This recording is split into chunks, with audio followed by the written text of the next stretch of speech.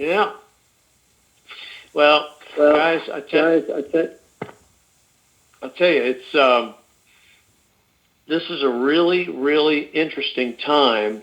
I find that I'm getting very strong intel pointing toward sort of any moment now. And we know we've been close before, but I think we're even closer now than we've ever been. And I think that is saying a lot. Let's talk about Iraq, because we always go back to Iraq. We know that Iraq has had to get things in order. We know they were released from our U.S. Treasury to put out their rate for the Iraqi dinar about a week and a half ago, maybe even longer than that. But somehow they still had not done that yet. Then we come to find out that there was some resistance in the parliament as far as, sort of various factions within the government still. But then we find that, wait a minute, now they're coming to the party. Everybody's pretty much on the same page. We understand that, this was a couple of days ago, some announcements were made by Abadi. And then standing behind him was Maliki. Remember that guy? And Maliki had said that they had some unity now and that he was not going to run for office like they had suggested that he might. He was not going to run for prime minister again. And also that he was behind the RV going through. In other words, he was in favor of this happening and going through, where he was so resistant for it for the entire time that he was in power. That's one reason it never happened. There are probably a myriad of reasons why it didn't happen before, but he certainly seemed to be a factor. Now he is no longer a factor. The other information that we got today from Iraq, this came from our contact in Fallujah, that tomorrow, which is the 7th, the new budget would be, I'm going to say it's passed and would be read for the third time tomorrow, the 7th. And that on the 8th, the information went on to say that the 8th, that budget would appear in the Gazette.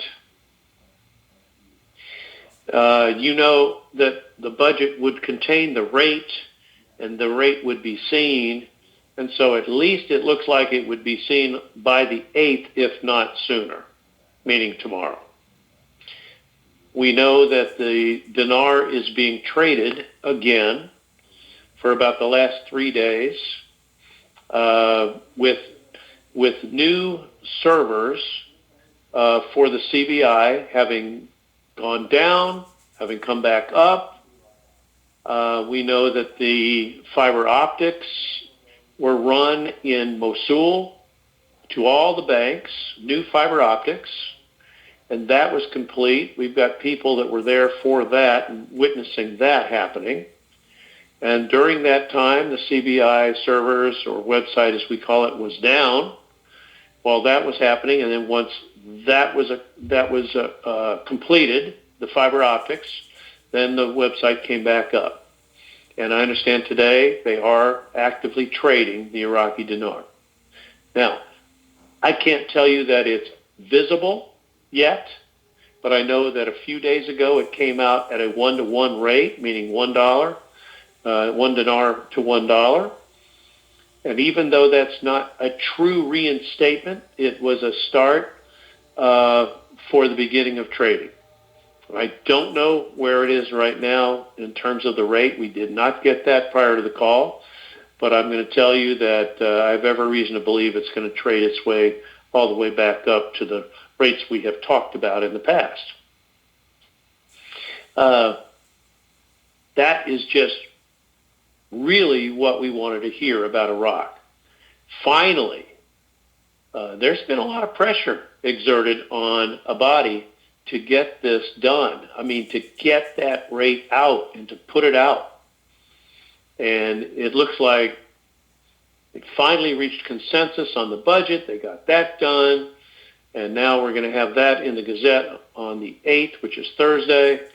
And the final, I would call it the final reading of the budget is tomorrow.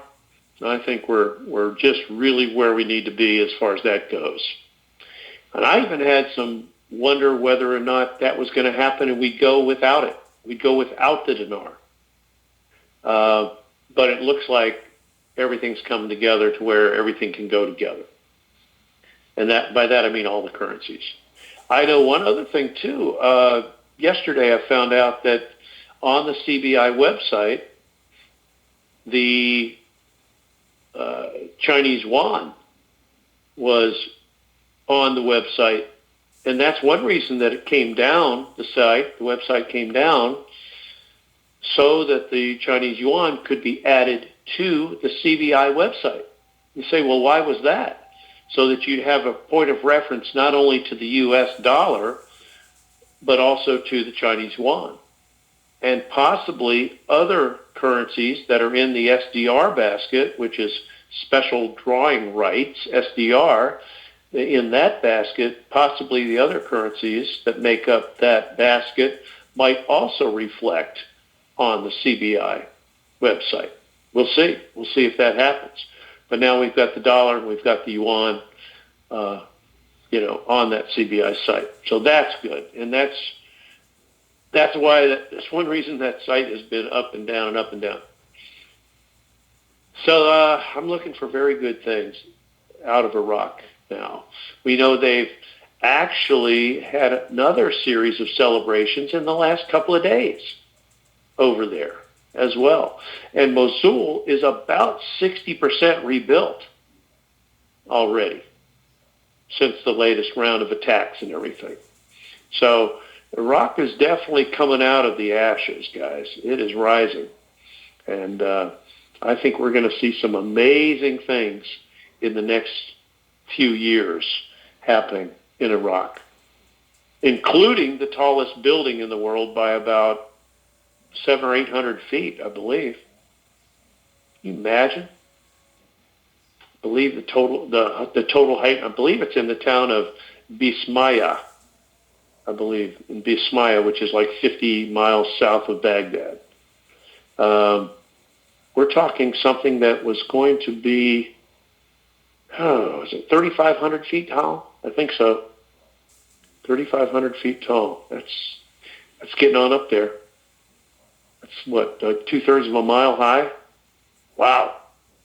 Anyways, imagine the foundation for that building. Let's go further. Lots of up and downs on the market. We know that in the last few days, even though today was a good up day, 567 points to the upside today, after being all over the yard today on the ups and downs of the market. But for people that are aware, this was something that was predicted, and I think actually it was a good thing that it occurred like it did, because some of the selling that took place is for a very important reason that I can't go into. But I don't know how much longer it has to vacillate before it goes back up. But we'll see. We'll keep an eye on it. Let's see. Beyond that, Elon Musk did a very successful launch today, and I'm going to give you some more intel in a sec. Hold on. Elon Musk, extremely strong launch and return of the booster rockets to Earth to be reused for another launch. He sent off a red Tesla Roadster with 3 cameras behind it, so you could see the car in the payload on its way to Mars. So in case we need a Tesla Roadster on Mars, we'll have one there for us. Very successful launch, 5 million tons of thrust, very powerful rocket engines, the equivalent of 24 747s in terms of the thrust. Man, it's unreal. And very successful all the way around, I think. That's cool. Let's go back to Intel. What we're hearing about in terms of what's going on out west is a very good prognosis for anywhere from tomorrow through the end of the month. Getting started. Really getting started. People are being requested to come in, being requested to be able to stay for 3 weeks, that kind of thing. Very positive, very positive motion there. Also, when it comes to redemption centers, they've got this thing down. They have it down. They're ready to go. They've made last-minute switches and moves and gone to 3 shifts, 3 8-hour shifts, 24/7 for the ZIM centers. These are redemption centers that are ZIM-specific, meaning they will take the other currencies, but they're geared to take the ZIM. A lot of the other redemption centers will not be taking the ZIM. And you'll know because when you called to set your appointment, if you are a ZIM bond holder, they'll ask you what currencies you have. You let them know if you have ZIM.